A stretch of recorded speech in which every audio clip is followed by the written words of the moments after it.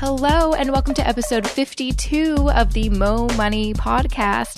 I'm your host, Jessica Moorhouse. Thank you so much for joining me for this very special episode. Not only is it my 52nd episode, it's also my 1-year anniversary of launching the Mo Money podcast. I can't believe it's already been a full year since I started this. It was such a crazy thing to start, and look at me now. I'm a rock star. Just joking. But I'm pretty stoked that I've made it for, a year, and with 52 episodes, that means I've basically done an episode per week for an entire year, which is a bit nuts in my mind. I guess I've been a little busy beaver. But yeah, I'm so glad that you're joining me for this episode because I haven't done a solo episode in quite a while, and I thought that this would be a great opportunity for me to do one and celebrate my 1-year anniversary of the podcast. But also, this is my birthday week. I'm turning the big 30 in just a few days. And it's kind of a crazy thing, a scary thing. I'm sure most people are like, oh, please, whatever. But, it's a big deal. I'm leaving my 20s behind, entering my 30s, not having a freak out, but not having a freak out. I don't know. But one thing I do actually want to talk about before I get into the show is because this is a special episode, my 1-year anniversary, and as promised, I've kind of alluded to this in a couple previous episodes, is I'm giving away some goods, some prizes to say thank you for listening, thank you for reading my blog and supporting me and tweeting me and being freaking awesome. So first, a huge thanks to Lowest Rates, and you can check them out at lowestrates.com, where you can find the lowest rates on insurance, mortgages, credit cards, and more. I love the Lowest Rates people. I've worked with them. They helped me with the Rich and Fit program I did with my friend Jacqueline Phillips back in the winter, and they're just awesome. And guess what? I actually use them. Pre-Prodigy will be so proud of me. I am on my way to getting life insurance, and I use Lowest Rates to help me find the best rate. So thanks to Lowest Rates, because they are providing $250 in Amazon gift cards. So I am going to give away a few Amazon gift cards. You're going to want to enter to win those on my, if you go to the show notes for this episode, which is jessicamoorhouse.com/52, there will be an easy way for you to enter that contest. Besides that, I am also giving away from my personal collection a couple awesome books. So I'm not going to say all of the names of the books because there's a few, but you'll definitely want to check out the show notes to find more details on all the fancy books I'm giving away. All right, so without further ado, let's get this party started. Let's get the solo episode in the can. All right, so what I want to chat about in this solo episode is it's actually kind of related to the blog post that I posted on Monday, which was all about 30 life lessons I've learned before turning 30. I'm surprised I've learned 30 life lessons. I feel like sometimes I kind of forget how much life I've lived, probably because I see there's so much more life to live. But I mean, a lot has happened in 30 years. And so I kind of want to have a little bit of a reflective moment and just see some of the kind of big things that have happened in my life, what I've learned along the way, and maybe I can help you, or you'll hear everything I have to say and you'll be like, yeah, I already knew that. It took you 30 years to figure that out. Whatever. All right. So I've kind of broken these down into sections. So, my motto, my mantra is money, life, balance. These are things that I am striving for. I want more money. I want a fabulous life, and I want more balance in my life. So I'm kind of, categorizing all of these lessons into these categories. What fun. Okay, so first is the money category. So the first lesson I've learned in that category is you don't deserve anything, which sounds a bit harsh. I understand. But what I kind of mean by this lesson is, let's be honest, and you may feel the same way too, when I was growing up, definitely in high school and then university, I was entitled, stereotypical, entitled millennial. And it took me, a good decade to really realize that I didn't, deserve anything just because, I went to university or I got A's on my essay or whatever the hell. Like, you don't deserve anything. No one is born and they deserve anything. Maybe besides the Queen of England, but that's a complicated kettle of fish or whatever. But so this is definitely a huge lesson for me, just because if I, didn't get out of that situation and stop thinking that it was, I deserved anything, I don't think I would be where I am, which is, I am happy in my life. I'm happy with what I have, but I'm also working hard to achieve more. And I feel like if you have the mentality that, somebody owes you something, the world owes you something, you're never going to be happy and you're never going to get what you truly want. All right, number 2, if you don't track your spending, you'll never know where your money goes. Again, a no-brainer, but it's something I even have to remind myself to do and my husband to do, because it happens all the time. You'll be like, what? Why do I owe this much on my credit card? I don't remember spending that much. And then you go through the items. You're like, oh, yeah. That's right. If you don't track your spending, you'll never know where your money goes. So track your spending. Yes, it will take time. Yes, it will take effort. It'll mean you have to change some of your habits, but it is the best way you can spend your time, because time is money. So don't waste your money and your time. Do something smart with it and track your spending. Number 3, education can be a good investment and also a bad one. For me, my education so far has been a good investment. I'm almost surprised by that, because I did go to art school. I got a degree in filmmaking, and I am not a filmmaker. I work in digital marketing for, a corporate company. So I didn't exactly land where I thought I was going to go, but I'm actually really happy where I am. And my education, my degree did help me get there.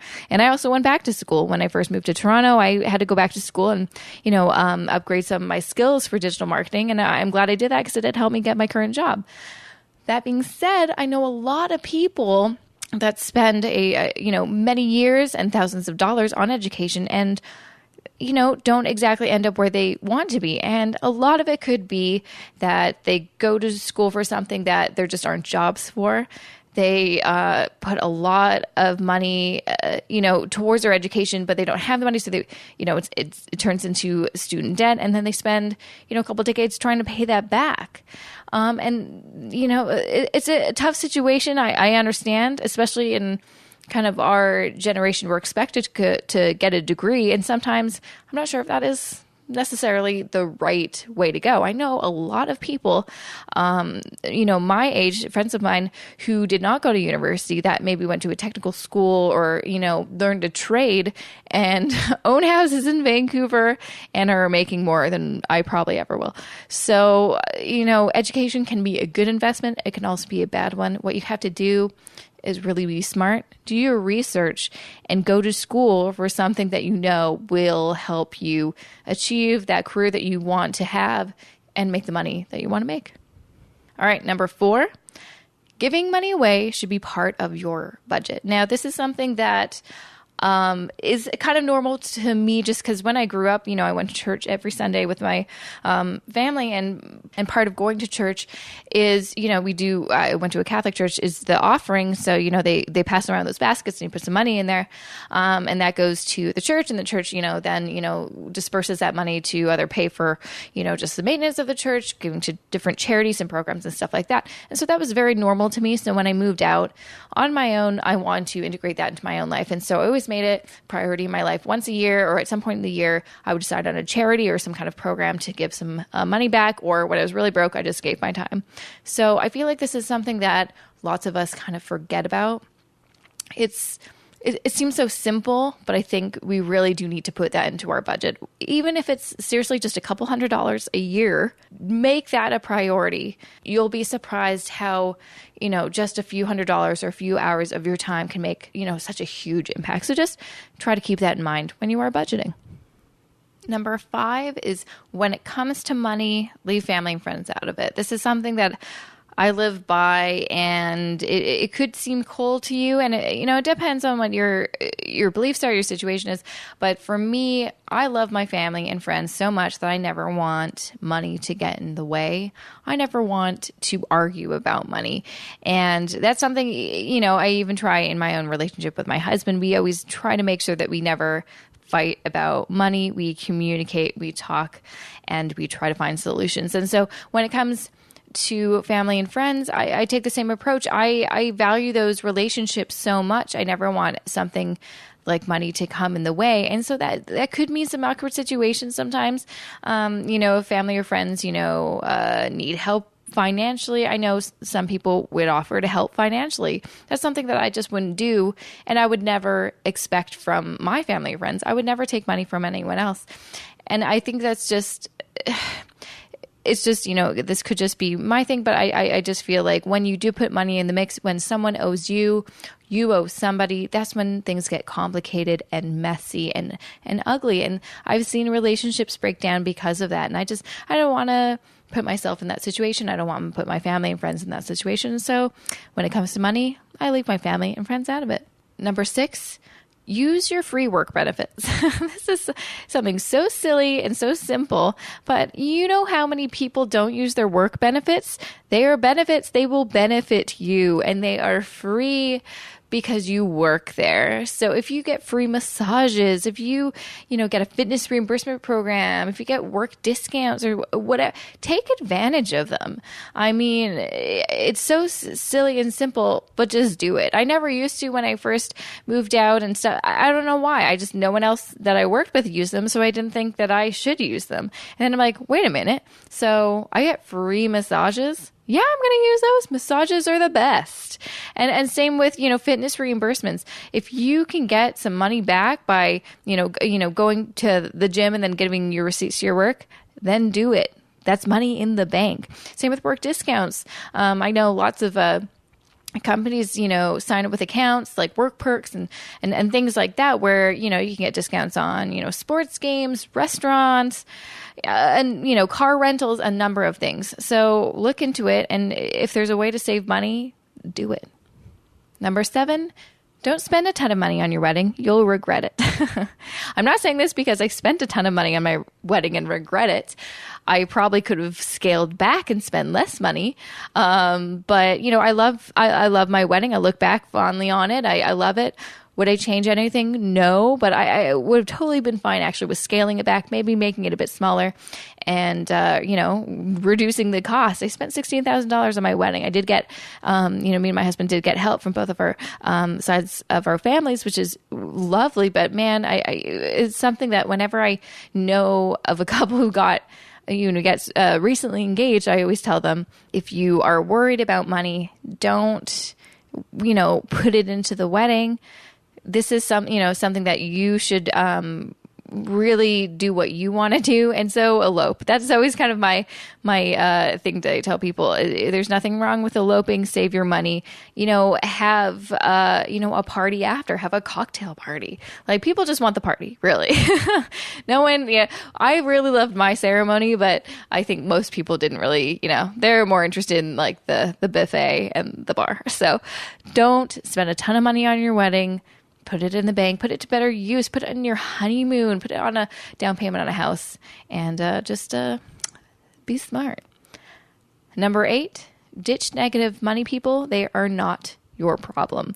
This is something that I have an issue with. I've gotten a lot better as I've gotten older, but I have the personality that I'm a fixer. I like to fix people, and it's not a good trait because you can't fix others unless they want to fix themselves.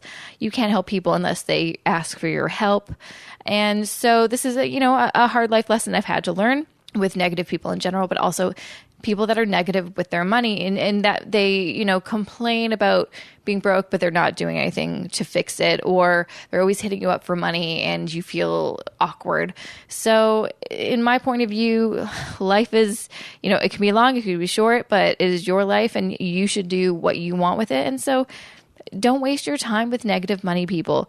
If you want, a rich life full of, balance and everything great, then ditch those people and move on with your awesome life. Number 9, debt isn't normal. This is something that I, can't stress enough. I absolutely love that there are so many other, blogs, podcasts, whatever, that talk about debt, because I don't think a lot of people really know that much about debt until they're in it and they're like, uh-oh, what do I do? But the thing to remember is, even though a lot of people are talking about debt, even though a lot of people are in debt, debt isn't normal. Debt is something that you should avoid at all costs. If you're in it, you should be working towards getting out of it and staying out of it. So don't ever kind of fall into that trap where, oh, all my friends are in debt. They're not too worried about it, so I'm not going to be worried about it. Well, they should be worried about it. And they probably will be worried about it 10 years from now when they're like, oh, I don't have any money. I have to file for bankruptcy or something like that. Worry about yourself. Don't worry about the crowd. Debt isn't normal. So try to pay down your debt as soon as possible and then stay out of it. Okay, number 10. So this is my last one for the money category. You won't always be broke if you put the work in. So this is something that I think I lived by a lot when I was 24, moved out of my parents' house, didn't have any money, and I was trying to slowly build up my net worth. I had, paid off my little student loan that I had, but I really had no cash in the bank.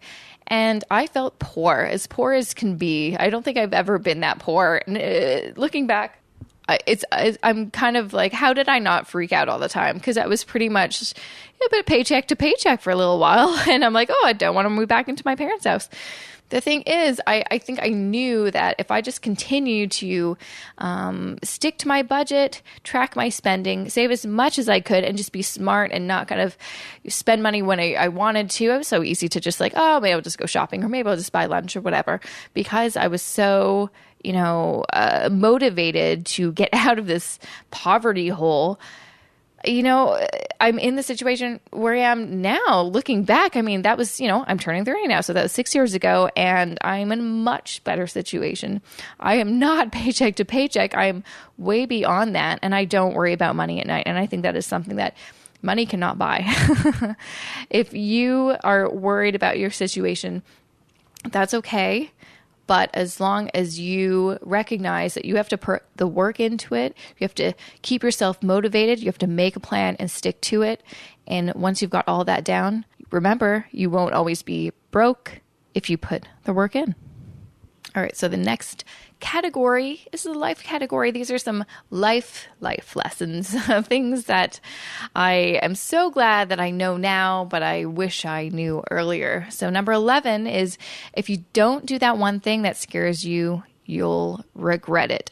For me, I'm sure there's lots of little things that I wish I did. Maybe I did them later on, but I wish I did them earlier. But one thing that I'm glad I did do, because I knew if I didn't do it almost, I would regret it, is moving away from my hometown. It was the hardest thing. I know I've kind of talked about this and written about it to death, I'm sure, but it was one of the scariest things I've ever done, but one of the most fulfilling. And I'm so grateful that I took that leap of faith and did it.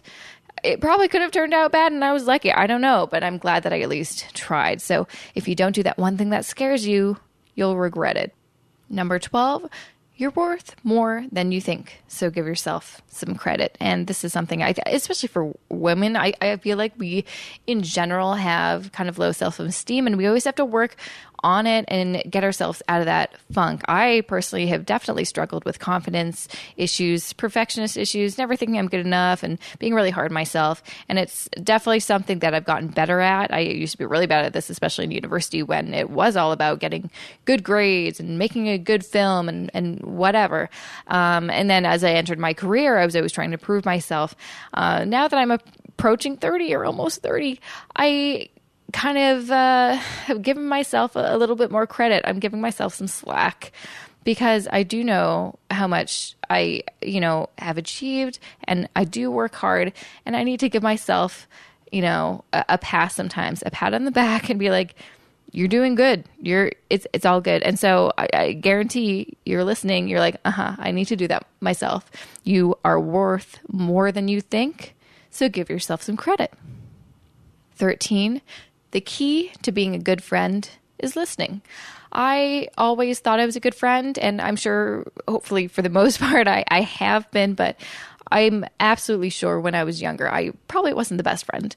I didn't necessarily always have the best friends as well. I sometimes picked the wrong people, but I think one thing that I've definitely learned over the years is to listen more. I obviously like to talk. That's why I have a podcast, but I need to shut up and listen sometimes. And not just that, but be, thoughtful and ask, my friends, how are you doing, for real? What's going on in your life? Asking questions about them. Sometimes I think we get a little bit caught up in our own selves, and this could be, have to do with a little bit with like if we're always posting on social media and blah, blah, blah. We need to make, a concerted effort to know that, not just be like, when can I talk next, but really listen and ask important questions to your friends so they feel valued, so they'll do the same thing back. So remember, the key to being a good friend is listening. Number 14, it's okay to say goodbye to old friends. So this kind of, ties in with the thing I was talking about earlier. I've had to do this and it's been awful. I hate saying, kind of breaking up with friends. It sucks. But it can sometimes be vital to your happiness. If you're not getting anything out of a friendship, if you feel like it's always, you're giving and they're just taking and you're not getting anything, then it's not a good friendship. A friendship needs to go both ways, or you're getting something in return. And if it just feels imbalanced, you may have to look at that friendship and see, is this person worth my time? You need to remember your time is precious. It doesn't matter how busy or not busy you are. Your time is precious. It's valuable. And so you need to really look at the relationships you have in your life and make a decision whether the people that you have in your life are they adding to your life, or are they detracting from it. So it's okay to say goodbye to old friends. May not be easy, but I don't think you'll regret saying goodbye to bad friends. Number 15, kind of on the same wavelength. Don't waste your time with negative people. They'll never change. So I know I kind of talked about negative money people, but now I'm just kind of talking about negative people in general. There's always going to be a negative person in the bunch wherever you are. And sometimes you can't get out of that situation. That's just life. You can't control other people. You can't control other people's moods, attitudes, whatever. So kind of, you can either say, bye, or you can just kind of limit your interaction, your time with them. Be as helpful, nice, positive as you can, but sometimes the only thing you can really do so their negativity doesn't affect your life is to just limit the time that you spend with them. So if you can, don't waste your time with negative people. Don't try to change them. It's on them. It ain't your problem. 16 is stay calm when you want to freak out. So this is, I have kind of an interesting story with this. It will tie into one of the books I'll be giving away. So when I was traveling around Thailand a couple of years ago with my husband, it was actually before we were married, we were traveling around Chiang Mai, which is amazing. It's the north of Thailand. And we went to this bookshop because I needed a new book to read. And I picked out this book, and it was called If You Have to Cry, Go Outside. It's by Kelly Catrone. I actually really like Kelly Catrone because she had like a reality show at the time. And she's just a badass lady, and I loved her.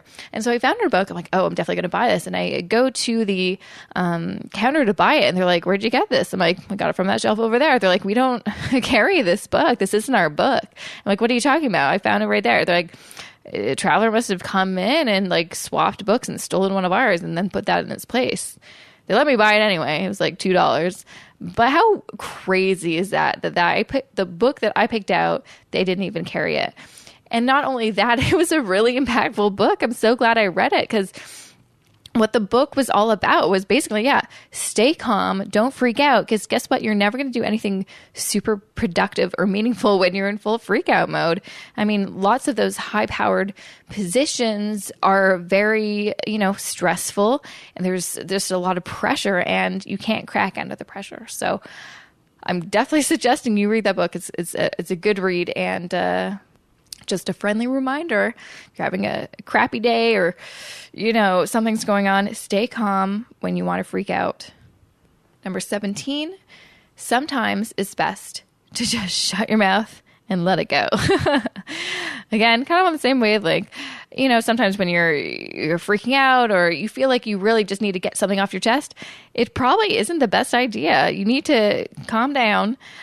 You need to maybe sleep on it, take a minute, relax, and then really think about whether you want to say that. Because sometimes, you can't take the things that you say back. So you got to be smart and really think about, do you want to put that out there? Because you can't reel it back in.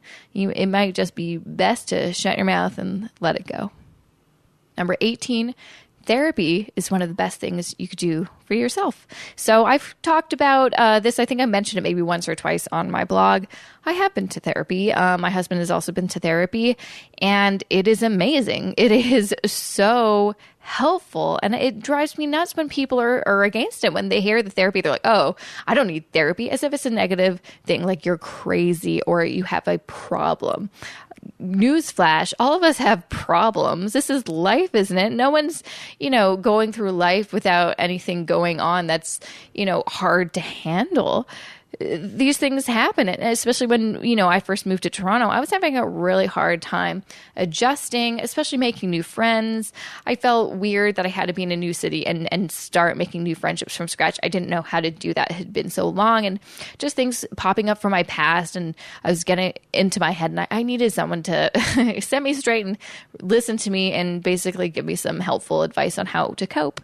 And I went to a couple sessions. It was super helpful, and honestly, I look back, I only went to like 2 to 3 sessions, and it did a world of difference for my confidence, my well-being, my mental health. So if you need therapy, do it. I absolutely recommend it. It's one of the best things you could do for yourself.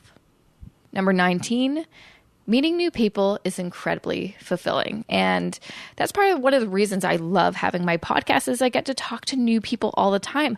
This is episode 52. I've done a couple solo episodes. So let's just say I've probably talked to like 48 to 49 people that I've never met. Maybe a few of them I knew, but most of them I didn't. And that's crazy. I'm a crazy introvert for real. And even the idea of starting a podcast before I did gave me night sweats. So, it's such a cool thing to see that, I put myself out there and I made a concerted effort to meet new people. And then I realized, wow, I really like it. Because guess what? People are cool. They have the best stories. You learn so much about, what else is going on in the world, more about yourself by talking about someone else that maybe you could relate to. So if maybe you feel like you're in a funk or something, go to a meetup, make some friends online, whatever. But meeting new people has been so fulfilling in my life. I highly, highly recommend you kind of expand your circle. Number 20 is life is longer than you think, so don't burn bridges. This is something I definitely have a handle on now, I feel like, but when I was definitely in my younger 20s, probably not so much. I definitely, ended some relationships, probably not on the best terms, burned some bridges, and, made some mistakes. But guess what? Life can be long. It can seem crazy long, and you never know who you're going to run into. You're never going to know who will pop into your life, and you can't avoid it. So whenever possible, try not to burn those bridges. Be nice and shut your mouth and, avoid drama when you can. All right. So on to the last section, balance. These are ways that I've hopefully learned to balance my life. Hopefully they can help you. And with 21, my advice is vacations aren't just fun. They're imperative to your well-being. And part of the reason I'm saying this is I actually just came back from a girls' trip to Portland, and I came back so refreshed. And not that I got a lot of sleep and relaxed a lot. We, had activities all throughout the day for, 4 days, but it was more just, unplugging, doing something totally fun, not working and not worrying about work.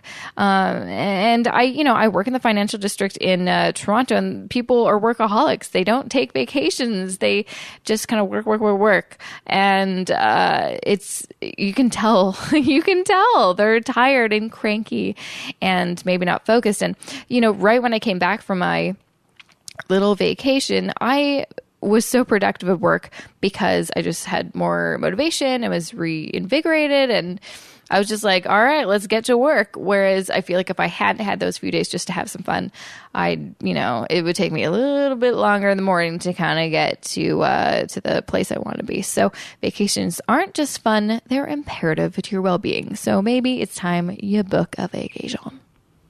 Number 22 is traveling to unexpected places will give you some much needed perspective. So this means kind of two things. It means first, I encourage you to go to places you would never want to go because you may love it. For instance, I've been to the Gambia. I went to Africa when I was 18, and that is definitely not something that was on my bucket list. I'll tell you right now. I didn't have, let's go to the smallest country in Africa. I want to go there. No, I was 18. I was a suburban girl and sheltered, and I really wanted some adventure, honestly. And I wanted to do something that was totally outside of my comfort zone. And so I did it. So I went there, and guess what? It was an amazing experience. Same with Thailand. I went to Thailand with my husband. He'd been there before and loved it. I didn't really know anything about Thailand. The only thing that I associated with Thailand was once when we first started dating, we went to this awful Thai place near our parents' house, and the pad Thai that I ordered literally tasted like ketchup and spaghetti. So I was like, well, if things taste like that, I'm not okay with that. But he said, no, we're going to go. You're going to love it. I promise. And guess what? I loved it. I want to go back there immediately. The best food in the frickin' world, and just absolutely beautiful. The second kind of portion of this is when you do go to, foreign countries where you have a completely different culture, it really does give you, a look into, hey, guess what? The world is bigger than my little city, than my little world. People are living their own lives, doing their own thing, and they have nothing to do with you. So I think it gives you a perspective on how big the world is and how small you are in it, which I think is very, very valuable. Number 23 is don't compare yourself to others, and social media isn't real. So this is something I feel lots of us struggle with. I always do. I've gotten better at it now that I'm older. I feel like the older I get, I kind of just care less about what people think, and I think that's just kind of natural. But it's important to remind yourself that, you should focus on yourself. You shouldn't worry about whoever's out there doing whatever. It'll just bring you down. It'll slow you down. You get irritated, and you just, yeah. So, and also that, that relates to social media. Everyone's on social media. That's just how it is. You kind of can't be off social media. Like the people that, I'm quitting Facebook, they're on it a month later. So the key thing to remember is maybe limit your time on there and just pretend like it's a TV show. It's not real. The stuff that people put out there is, photoshopped and glamorized, and it's not the real deal. I mean, come on. So be kind to yourself. Give yourself some credit. And don't compare yourself to others. Social media isn't real. You're awesome. Focus on you. Number 24, you can have it all, just not all at the same time. You know how many people have told me this recently? I'm like, am I something going on here?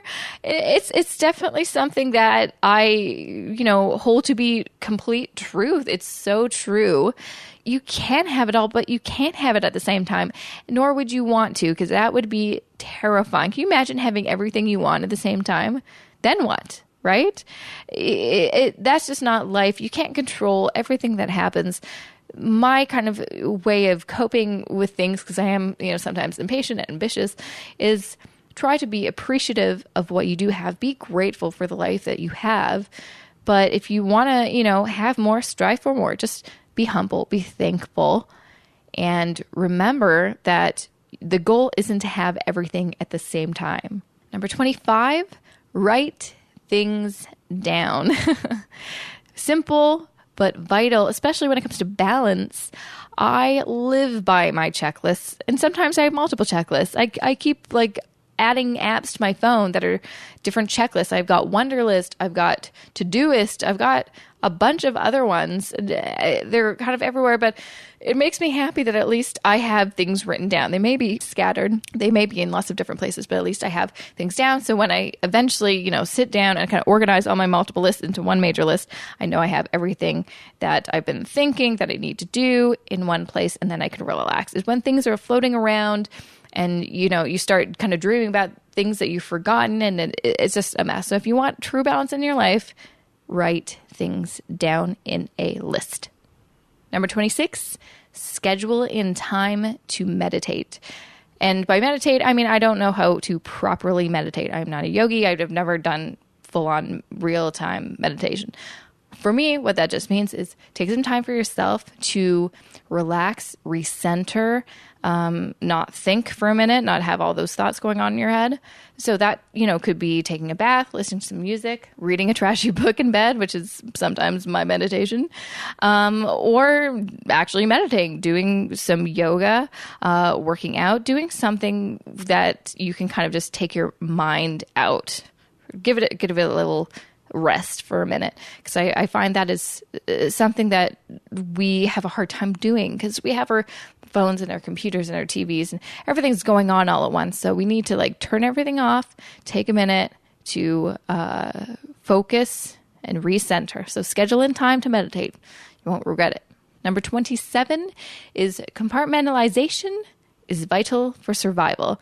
That is not easy to say, and I don't know why I picked such a big word for what I was trying to say, but it's true. I am a compartment freak when it comes to kind of how my brain works. My husband talks about it all the time. It was actually several years ago, where my uncle was over and he was talking about some book that he was reading about how, I think it was maybe men specifically, how they compartmentalize. So they have kind of this is their work house in their brain. This is their fun house. This is their other house, whatever. And I'm like, that's kind of how I work. I definitely, when I'm in a certain mode, in my work mode, you can't get me out. If my husband's like, oh, you want to watch a show? I'm like, I'm working right now. There's nothing I can do about it. Sorry. I will, deal with you when I am done working, but otherwise, sorry. And same with that. When I'm having fun and I'm like, I'm not even thinking about work or anything like that at all. So, I think that's just how I can function, because there's so much going on. There's just, it's a crazy, adulting's hard. Let's just be honest. Adulting is hard. And the way to kind of wrap your brain around it, get things done and not go crazy, is by compartmentalizing everything.